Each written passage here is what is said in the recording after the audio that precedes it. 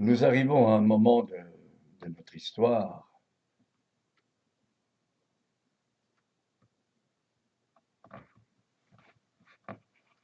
qui nous interroge sur quelque chose qui reste une énigme. Qu'est-ce que la vie?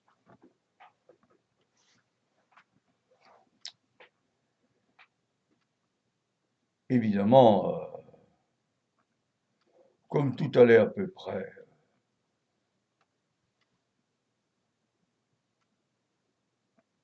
pas trop mal, cette question n'apparaissait pas jusque-là. D'autant plus que c'est une énigme, la vie. Une des réponses qui est apportée dès le 18e, dès l'apparition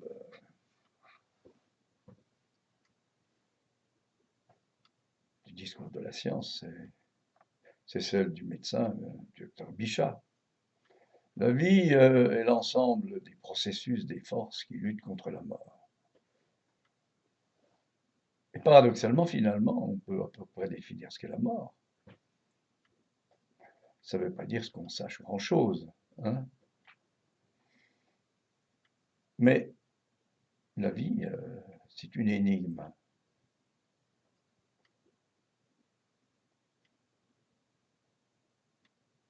Alors, je voudrais essayer de vous dire un peu quelque chose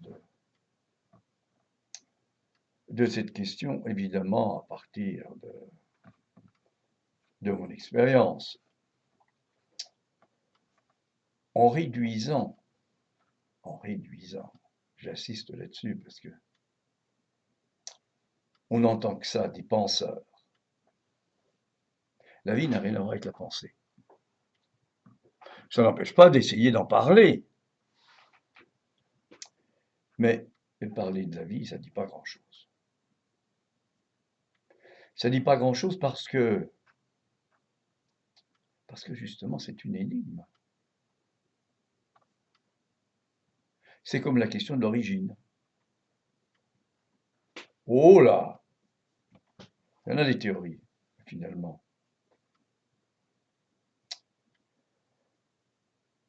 On ne sait pas grand-chose. Les vrais scientifiques, je ne dis pas ceux qui sont comme ça, là, employés, mais les vrais, ceux qui font de la recherche comme ça, qui sont animés par un désir, hein, ceux-là, ben, ils disent comme nous, les psychanalystes, on ne sait pas ce que c'est que la vie. On ne sait pas ce que c'est que l'origine. Un jour, bon, on veut penser qu'il y a eu ce qu'on appelle, nous, un acte manqué, là, hein, tout simplement. Un jour, il y a un truc, une rencontre.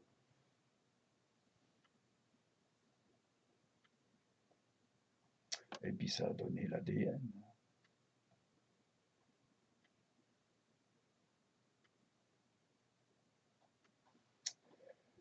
Alors, dans ce moment, dans ce moment important, je pense, hein, important, non pas au sens où il faudrait, comme ça, tout régler, hein. En ce moment important, on voit apparaître quand même différents discours qui finalement se résument à quelques-uns. Il y a le discours comme ça de celui qui dit à nous deux, hein, le super maître là. Bon, il croit qu'il l'est, hein. C'est pas ça le discours du maître dont parlait Lacan, hein. Bon. À nous deux, il montre ses pectoraux là, hein. Ouais. Pour lui, le 2, c'est DEUX, c'est un chiffre, c'est un nombre, hein. Ouais. Il n'a aucune idée du fait que le 2 en question, le virus en question, là, ouais. C'est quelque chose de lui-même, évidemment. Ah, faut pas lui dire. Et puis il y a les autres qui disent à nous deux, D apostrophe UX, hein. Alors là c'est déjà un peu plus sérieux, hein, parce que justement, c'est toujours un peu le même truc, c'est toujours une partie de nous-mêmes, le 2, D apostrophe UX, les E là, hein. Ouais, mais faut les casser les œufs, hein, pour faire des omelettes. Ouais, pas d'omelette sans casser les œufs. Ben, on en est là un peu, là, maintenant. Hein. On est dans toutes ces oui, alors, évidemment, on a toutes ces barrières qu'on nous a imposées, là, oui. Oui, ben c'est vrai, c'est tout à fait important, bien sûr. Hein, pour ça.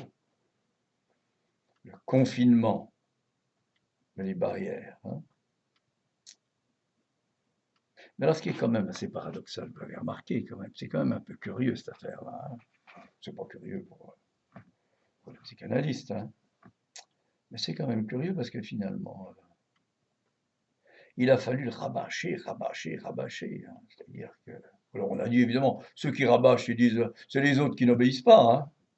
C'est un peu trop facile. Parce que quand on dit quelque chose, il y a quelque chose qui est au-delà du dit.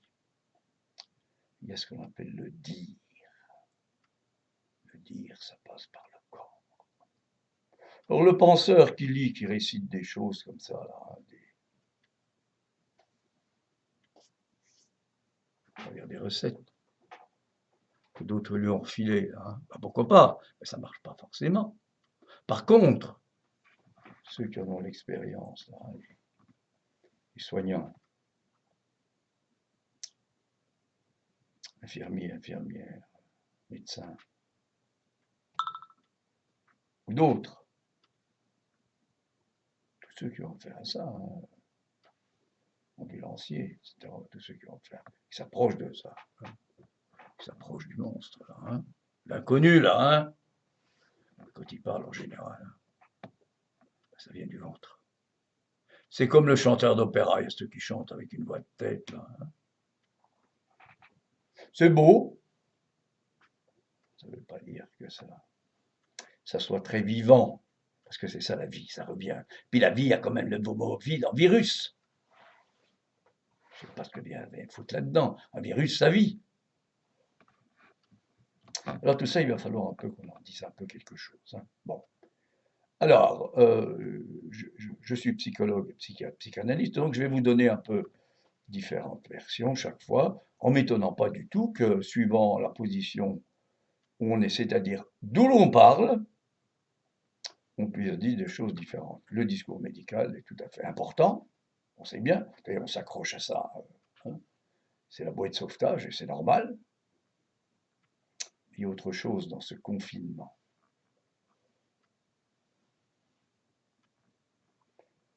Et ça, c'est le psychanalyste qui parle, c'est-à-dire c'est le corps vivant qui parle. On ne sait pas bien ce que c'est que la vie, mais on peut dire un peu quelque chose du corps vivant. Alors c'est de ça dont je vais parler, puis je vais l'appeler comme ça, le corps vivant. Le corps vivant, évidemment, c'est pas parce qu'on a envie qu'il y a du corps vivant, même s'il est là. Il attend de se déclarer, bien sûr. Donc, je vous donne rendez-vous chaque mercredi. Oh, ça peut paraître le mercredi, on va dire comme ça, dans l'après-midi, hein, on va dire 15 heures. Je vais faire une vidéo. Alors, vous pouvez évidemment m'envoyer des mails, mais là, j'ai fait recours au pseudo, hein, pour pas embouteiller ma boîte mail professionnelle. Hein.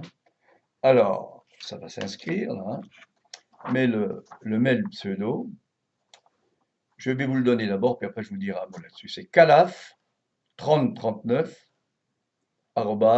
gmail.com. Je répète, calaf3039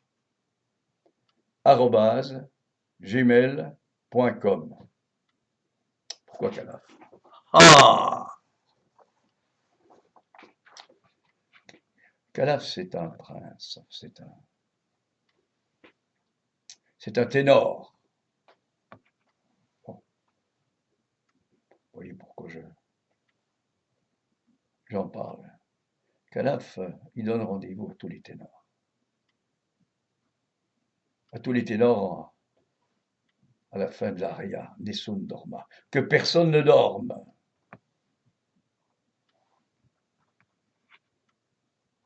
il donne rendez-vous à une note. À une note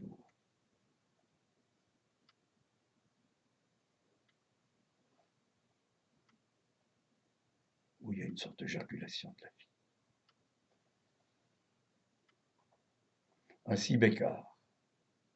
Bien sûr, il y a la parole vincero, je vaincrai, mais sur le che. Oh, l'accent tonique sur le che, c'est l'italien.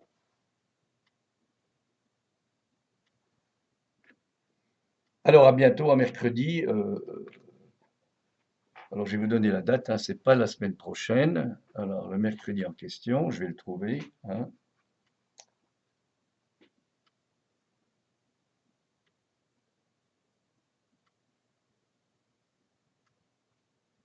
Mercredi 8, on dit comme ça.